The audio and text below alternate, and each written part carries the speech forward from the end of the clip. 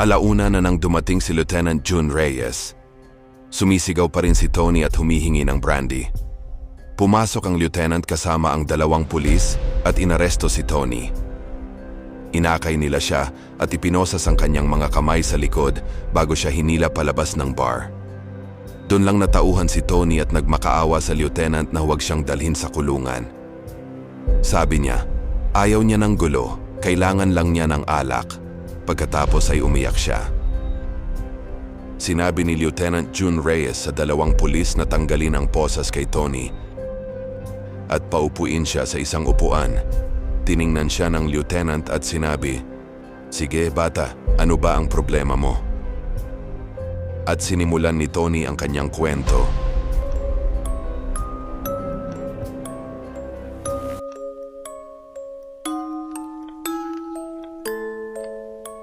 Misteryo.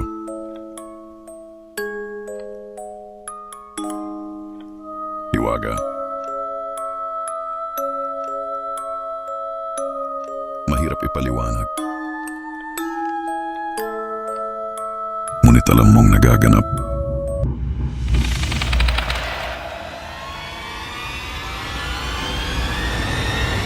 Lihim ng dilim.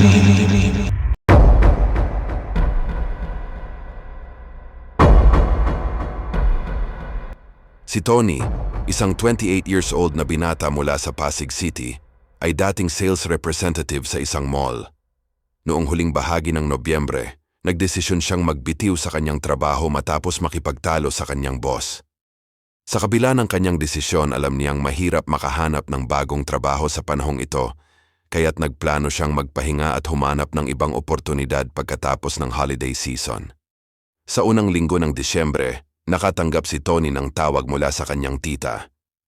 Humiling siya ng pabor na magbantay si Tony sa kanilang bahay sa Bulacan habang ang kanyang buong pamilya ay nasa bakasyon sa New York para sa Pasko. Agad na pumayag si Tony dahil wala namang plano ang kanyang pamilya ngayong holiday season. Naaalala niyang malaki ang bahay ng kanyang tita, malapit sa bayan, may sariwang hangin at magandang tanawin, isang tipikal na ambiance ng probinsya. Mahigit 8 taon na ang nakalipas mula nang huli siyang bumisita roon. Dumating si Tony sa bahay ng kanyang tita sa Bulacan noong 2 linggo ng Disyembre. Sinabi ng kanyang tita na maraming pagkain sa refrigerator at malayang magamit ang lahat ng appliances sa bahay.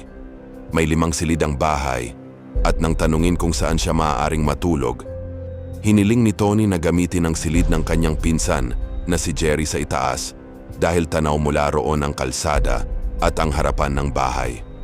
Agad na pumayag ang kanyang tita. Napakasaya ng unang 5 araw ni Tony sa bahay. Sagana ang pagkain, may internet, flat screen TV at may PlayStation 2 pa. Naisip niya, sa bahay na ito na lang kaya ako habang buhay. Pero alam naman niya na kailangan lang niyang manatili roon hanggang sa 2 linggo ng Enero. Ang pang-araw-araw na gawain ni Tony ay ang paglilinis ng bahay at pag-aalaga ng mga halaman sa hardin tuwing umaga. Pagkatapos nito, puro saya na ang sumusunod. Panonood ng pelikula, paglalaro ng video games, at paminsan-minsang pag-inom sa isang bar na 2 kanto lang ang layo mula sa bahay. Sapat ang perang iniwan ng kanyang tita para sa buong buwan ng Disyembre. Tunay ngang naging masaya ang pamamalagi ni Tony sa bahay ng kanyang tita. Sa isip niya ay napakaswerte niya. Yun ang akala niya. Nang 6 na araw, nagsimulang makarinig at makakita si Tony ng mga kakaibang bagay. 7:00 ng gabi, nag-aayos na siya upang pumunta sa bar at makipagkita sa isang babaeng nakilala niya noong nakaraang gabi. Habang sinusuklay ang kanyang buhok, may narinig siya. Akala niya ay isang batang umiiyak, ngunit nang pakinggan niyang mabuti, isang batang babae pala ang kumakanta ng awiting pamasko. Wala namang kakaiba roon dahil nalalapit na ang Pasko. Ngunit kakaiba ang tono ng boses ng batang babae, malungkot at nakakapangilabot. Para bang tumatayo ang balahibo ni Tony sa lungkot ng tinig na iyon. Pagtingin niya sa bintana, nakita niya ang isang batang babae na nag-iisa, ang mukha'y puno ng kalungkutan at takot. Naawa si Tony. Naisip niyang baka anak ito ng pulubi na nangangailangan ng pera para sa pagkain. Dali-dali siyang bumaba at binuksan ang pinto. Balak na bigyan ng pera ang bata. Ngunit nang buksan niya ang gate, tumakbo palayo ang bata.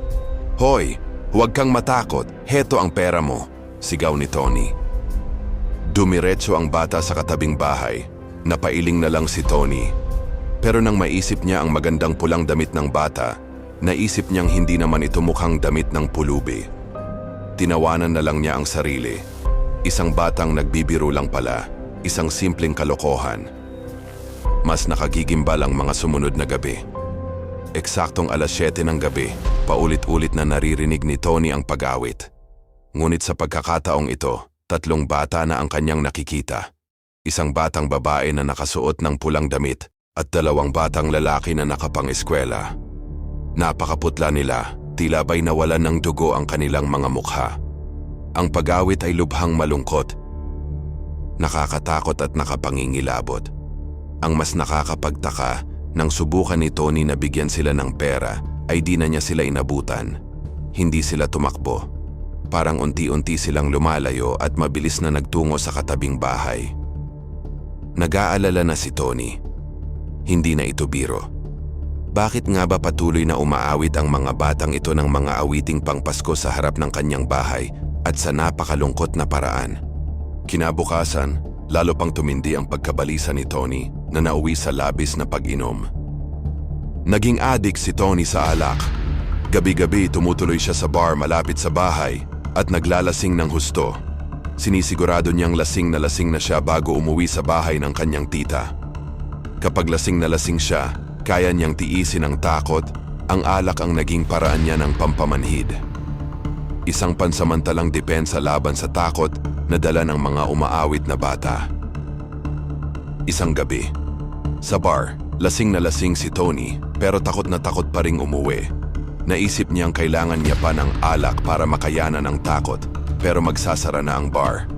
Pumayag ang manager at binigyan si Tony ng isang round. Pero patuloy pa rin siyang humingi ng alak.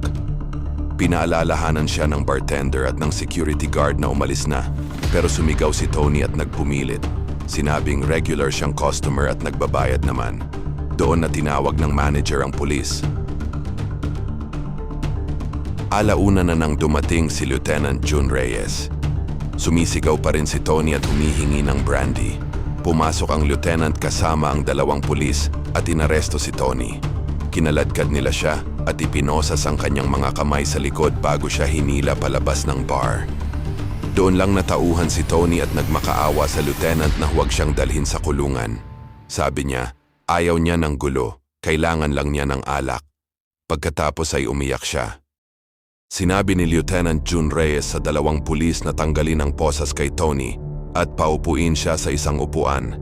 Tiningnan siya ng lieutenant at sinabi, "Sige, bata, ano ba ang problema mo?" At sinimulan ni Tony ang kanyang kwento. Matapos ikwento ni Tony ang lahat, kunot-noo ang lieutenant na tila hindi makapaniwala. Hindi rin makapaniwala ang manager ng bar. Akala naman ng 2 pulis na nababaliw si Tony, pero pinatotohanan ng manager na mabait at maayos na customer si Tony sa bar at kamakailan lang siya nagkaganyan. Tahimik ang lieutenant, pinag-iisipan ng lahat. Bakit kaya napunta sa ganong sitwasyon ang taong ito at nagsasabi ba siya ng totoo? Nagsindi siya ng sigarilyo at inalok si Tony pero tumanggi ito. Pagkatapos ng isang malalim na paghinga ng usok, may naalala ang lieutenant, isang kaso na matagal na nilang hindi malutas. Tinanong niya si Tony, "Mga bata ba kamo? Lalaki? Babae?" Tumango si Tony. Agad na inutusan ng lieutenant ang mga pulis na kunin ang mga litrato sa sasakyan nila. Nang makabalik ang mga pulis dala ang mga litrato, ipinakita ito ng lieutenant kay Tony. Nabigla si Tony, halos mahulog siya sa upuan. Nanginginig ang boses na sabi niya, "Oo, sila nga yung kumakanta sa harap ng bahay." Pagkatapos ay tinanong niya ang lieutenant, "Sino sila?" Tiningnan siya ng lieutenant sa mga mata at kalmadong sumagot, "Sila ang mga batang nawawala nitong mga nakaraang buwan. Ang iba ay huli nilang nakita sa mga mall, ang iba sa simbahan, at ang iba naman sa kanilang mga paaralan." Matapos kumpirmahin ni Lieutenant June Reyes na ang mga batang nakita ni Tony ay kapareho ng mga batang nawawala, sinimulan niya ang investigasyon sa paligid ng bahay ng tiyahin ni Tony. Naalala niya na sinabi ni Tony na ang mga bata ay palaging pumupunta sa katabing bahay tuwing sinusubukan niyang lapitan ang mga ito. Itinuon nila ang investigasyon sa bahay na iyon. Nalaman nila na inuupahan ito ng isang grupo ng mga lalaki.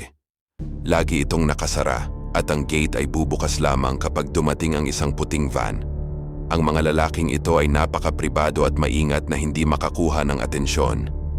Akala ng mga kapitbahay ay isang abandonadong bahay lamang ito o kaya naman ay inuupahan at ginagamit bilang bodega.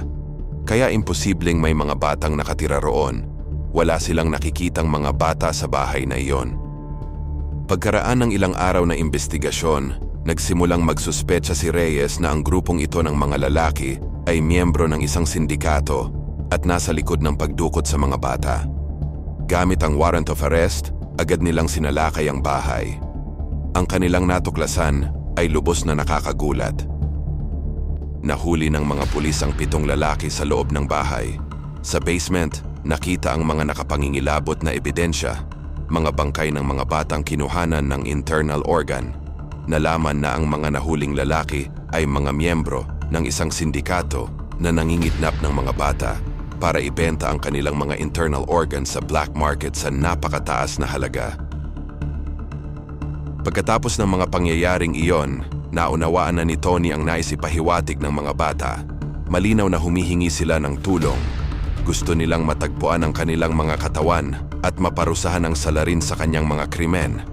Lumipas ang mga araw at nakatulog na ng mahimbing si Tony. Hindi na niya naririnig ang malungkot at nakakatakot na awitin ng mga bata hanggang isang gabi.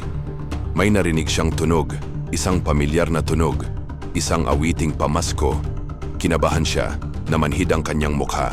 Ito ang parehong awitin na inaawit ng mga kaluluwa ng mga batang biktima. Pero iba ang ritmo, iba ang tono. Parang masaya ang paraan ng pagkakaawit nila. Ayaw ni Tony tumingin sa bintana, pero may kung anong nagsasabi sa kanya na tumingin. Inipon niya ang lahat ng lakas niya at dumungaw siya. At doon niya nakita ang siyam na maliliit na bata, masayang umaawit na may mga ngiting nagniningning. Ang mga damit nila'y makinang at napakagaganda. Pagkatapos nilang kumanta, kumaway sila kay Tony at dahan-dahang nawala. Hanggang ngayon, palaisipan pa rin ang tunay na nangyari sa bahay ng tita ni Tony. Kahit ang tenyente, ang manager ng bar, at maging ang bartender ay wala ni isang makatotohanang paliwanag. Totoo nga ba? Nakipag-ugnayan nga ba ang mga kaluluwa ng mga batang pinatay kay Tony para humingi ng tulong? Walang nakakaalam ng sagot, pero alam nilang nangyari ito. Ang mga ganitong pangyayari ay nananatiling mga lihim ng dilim.